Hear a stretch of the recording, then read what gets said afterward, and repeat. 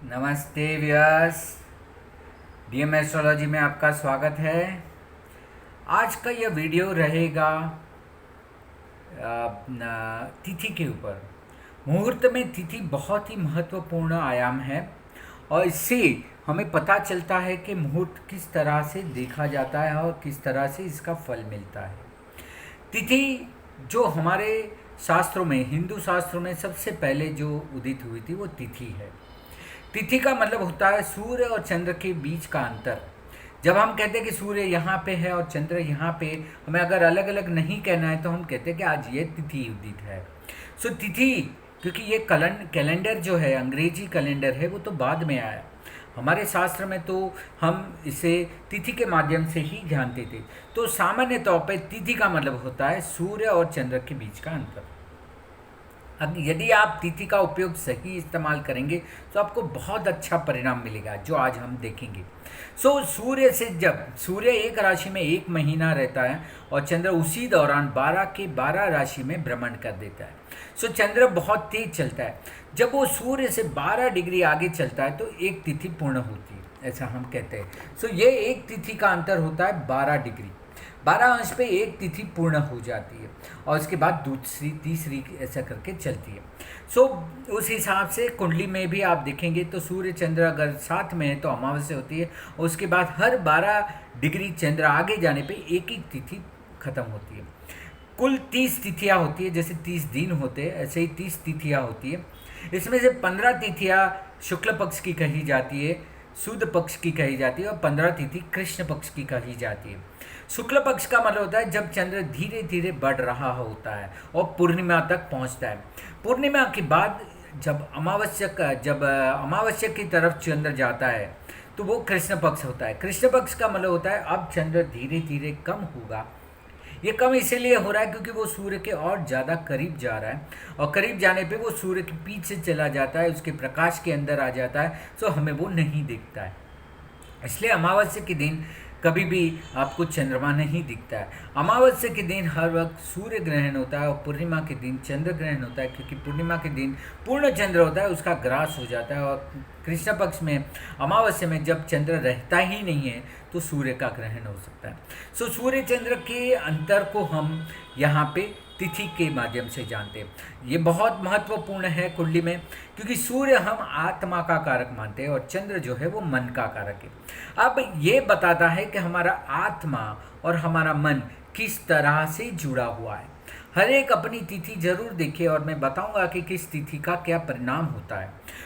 तिथि के माध्यम से हमें पता चलता है कि आज इस वक्त पे सूर्य और चंद्र किस अंतर पे है, कितने अंश पे है। इस हिसाब से हम तय करते हैं कि अभी हमारा मन कैसा होगा और हमारा आत्मा कैसा होगा। हमारे आत्मा और मन के बीच का जो अंतर है उसको जानने का ये सबसे आसान तरीका होता है। इसीलिए तिथि को हम बहुत ज़्यादा महत्व देते हैं हिंदू कैलेंडर में, हिंदू पंचांग में। इसलिए ये बहुत ही महत्वपूर्ण चीज़ है हमारे मुहूर्त के लिए।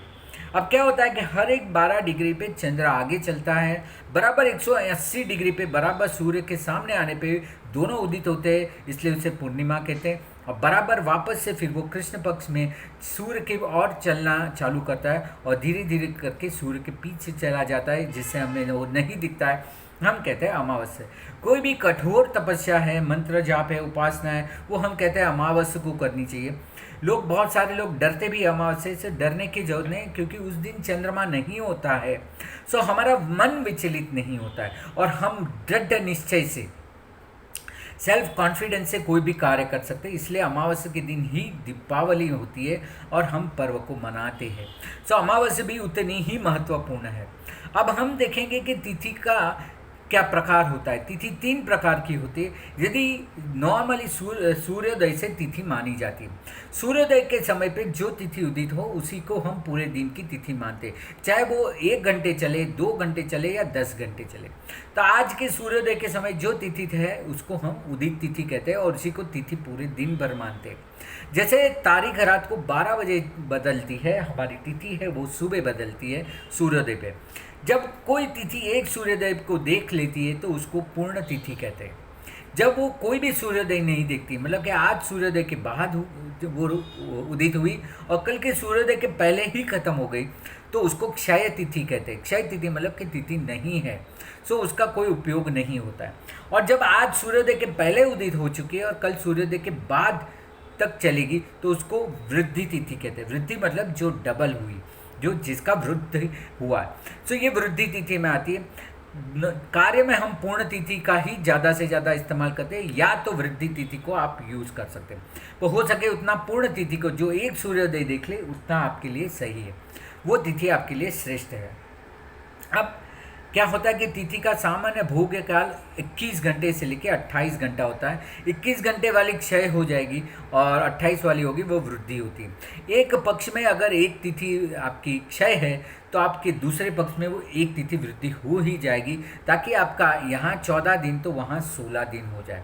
कभी कभी पक्ष में 13 दिन की तिथि होती है। ये बहुत भयानक होता है। जब जब ये आता है तब महामारी या कोई ना कोई विघ्न आता है।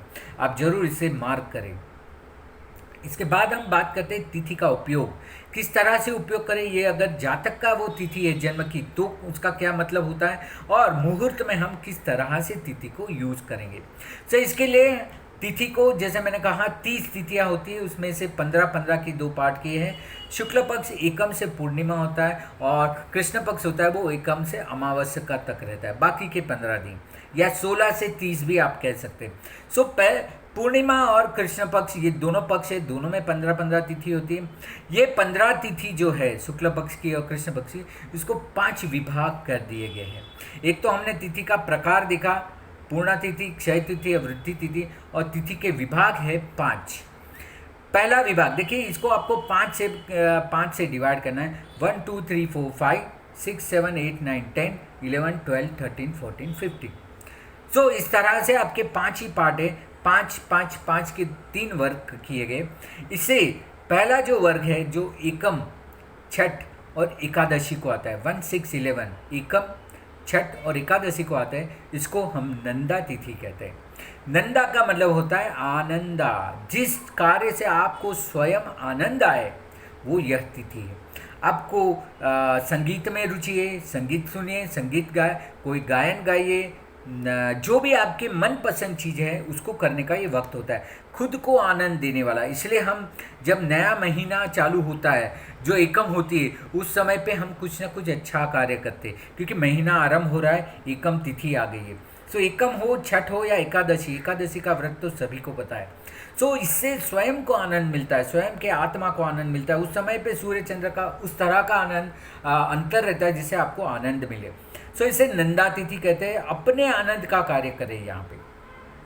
उसके बाद आते हैं द्विज, 2, 7 और 12। द्विज है, सप्तमी है और द्वादशी है। ये इसको भद्रा तिथि कहते हैं। भद्रा का मतलब होता है उच्च प्रकार के कार्य करने। देखिए, नंदा तिथि में आपको जिससे आनंद आ रहा था वो कार्य करना है। जैसे आप अपना घर का वास्तु करते हैं, अपनी शादी करते हैं, अपने लायक जब कोई अपनी खुशी के लिए कार्य करते हैं, वो नंदा होती है। भद्रा का मतलब होता है सर्वजनाय, सभी के लिए, हायर सोल, जिस कार्य से बहुत सारे लोगों को फायदा हो, ये भद्रा तिथि में की जाता है।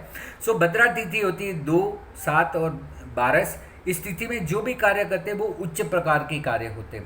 जैसे आप कोई सामाजिक कार्य कर रहे हैं, कोई मंदिर का कार्य करे, धर्म का कार्य करे, जिससे बहुत सारे लोग जुड़े हुए रहते हैं, तो ये भद्रा तिथि में होता है। भद्रा के बाद आता है तीज, अष्टमी और तेरस, 3, 8, 13, जिसे विजया तिथि कहते हैं। जया का मतलब होता है विजया, जिसके ऊपर आपको विजय प्राप्त करना है, ये यह तिथि है। बहुत सारी हमारी में कमियां होती है, अगर उस कमी में से आपको बाहर आना है, अपने आप में कुछ बदलाव लाने, तो ये विजया तिथि आपके लिए श्रेष्ठ है। जय विजय के कार्य कहते हैं। जैसे आपके विरोधी है, आपके शत्रु है, आपको उनसे बात करनी है, कोई मामला निपटाना है, ये जया तिथि है। बहुत समय से कोई बीमार है और कोई दवाई लागू नहीं हो रही, तो विजया तिथि में लगाइए, उस पर काबू मिलेगा।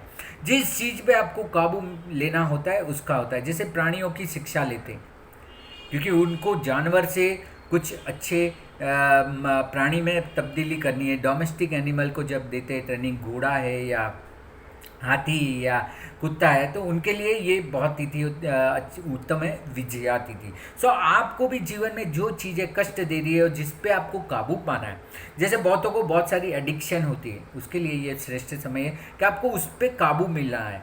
सो जय विजय का कार्य जया तिथि, तीज, अष्टमी और तेरस होती है। इसके बाद आएगा चौथ, नौम, चौदस, जिसको रिक्ता तिथि कहते हैं। रिक्ता का मतलब होता है खाली। अगर आपको एक परिस्थिति में से दूसरी परिस्थिति में जाना है, अपने आप को खाली करना है, तो ये समय है। रिक्ता तिथि देखिए, चौथ जो है, जो हम कहते हैं गणेश जी, उनके भी जीवन में कुछ रिक्त हुआ था। नवमी श्री राम जी की है, उनके जीवन में भी बहुत सारी रिक्ता आई थी। और चतुर्थी को हम अनंत चतुर्दशी कहते हैं, जिस समय पे हम गणपति की जो स्थापना की होती है उसका विसर्जन करते हैं। सो एक परिस्थिति में से दूसरी परिस्थिति में जाना या तो खाली होना, ये रिक्ता का प्रभाव है। सो आपको भी जैसे बॉटल में पानी भरना है तो हवा को बाहर निकलना पड़ेगा, और हवा अंदर जानी है तो पानी को बाहर निकलना पड़ता है। ऐसा ही एक स्थिति से दूसरी स्थिति, जिसको हम ट्रांसफॉर्मेशन कहते हैं। जिनको स्पिरिचुअलिटी में जाना है, ये सब छोड़ छाड़ के जिनको संन्यास लेना है, उनके लिए बहुत अच्छा है। दीक्षा है, संन्यास है। एक परिस्थिति से दूसरी परिस्थिति में जाने के लिए ये तिथि बहुत उचित होती है, और आप दूसरी स्थिति में अच्छे से चले जाते हैं। जैसे हम गुरु बनाते हैं, गुरु बनाना मतलब कि अपनी आदतों को छोड़ के अब जैसे गुरु कहेंगे वैसे करना है। तो एक परिस्थिति से दूसरी परिस्थिति में बहुत सारे मंत्र दीक्षा लेते, वो ये समय है। कंठी बांधते, गुरु के पास जाके कंठी बांधते, वो भी ये उचित समय होता है। सो ये रिक्ता है, एक परिस्थिति से दूसरी परिस्थिति में जाना है, ट्रांसफॉर्मेशन, बदलाव लाना है, तो इस तिथि का ज़्यादा से ज़्यादा इस्तेमाल करें। और आखिर में आती है पंचमी, दसवीं और पूर्णिमा, जिसे हम कहते हैं पूर्णा तिथि। पूर्णा का मतलब होता है परिपूर्ण। जिस तिथि में आपको कार्य परिपूर्ण करने हैं, आपने आरंभ तो कर दिए पर अभी आपका अंत नहीं आ रहा है। जैसे हम कहते हैं ना कि कॉमा में ही है, फुल स्टॉप नहीं हो रहा है। सो जो कार्य आप आरंभ कर चुके हैं और जिसका अंत आपको नहीं मिल रहा है, अंत पे आना है, कार्य को पूर्ण करना है, तो ये पंचमी है, दसवीं है और पूर्णिमा है। इसमें अमावस्या नहीं लेनी है, चाहे ये शुक्ल पक्ष का हो या कृष्ण पक्ष में। पंचमी और दसवीं और सिर्फ पूर्णिमा, ये पूर्णा तिथि है। पूर्णा तिथि के समय आप जो भी कार्य करते हैं वो कार्य आपका परिपूर्ण होता है। अगर आप आधा करके छोड़ चुके हैं, पूरा नहीं कर पा रहे, तो पूर्णा तिथि से वापस चालू करिए, आप पूर्णता पे पहुंचेंगे। सो अपने आप को पूर्ण करने के लिए, कोई कार्य को पूर्ण करने के लिए ये श्रेष्ठ समय होता है। सो इस तरह से तिथि का आप उपयोग करें। जिस तिथि में व्यक्ति जन्मा होगा उसको भी ये लागू होगा, और रिक्ता, जया, भद्रा, उस तरह से वो उस कार्य में, उस परिणाम में लगे हुए रहेंगे। सो इस तरह से ये तिथि का उपयोग होता है। मैं मुहूर्त में तिथि सबसे ज़्यादा प्रायोरिटी होती है। जैसे हम पंचांग में कहते हैं तिथि, वार, नक्षत्र, योग और करण, जिसमें सबसे पहले आरंभ तिथि से होता है। सो तिथि को अच्छे से जाने और तिथि का अच्छे से अच्छे इस्तेमाल करें। उस तिथि से जो भी कार्य करेंगे आपको ज़रूर उसका फल मिलेगा, और इस तरह से आप बहुत ज़्यादा लाभ पाएंगे। सो जब भी कोई तिथि, कोई भी कार्य करना है तो उससे अनुरूप तिथि जरूर देखें और उसका अच्छे से अच्छा इस्तेमाल करें। इसी से मेरा कार्य सफल होगा। सो ज़्यादा से ज़्यादा लोगों तक इसका फैलाव करिए, खुद भी सुने, दूसरों को सुनाइए, शेयर करें और ज़्यादा से ज़्यादा इस्तेमाल करें। कंसल्टेशन के लिए आप मेरी वेबसाइट पे आ सकते हैं www.dm-astrology.com, या मुझे संपर्क कर सकते हैं मेरे ईमेल पे dmastrology1@gmail.com। तो आशा रखता हूँ कि आप इसका ज़्यादा से ज़्यादा इस्तेमाल करेंगे, अपने जीवन में भी और औरों के जीवन में भी इसका ज़्यादा से ज़्यादा लाभ दिलाएंगे। इसी के साथ नए लेक्चर में वापस मिलते हैं। नमस्कार, धन्यवाद, गॉड ब्लेस यू।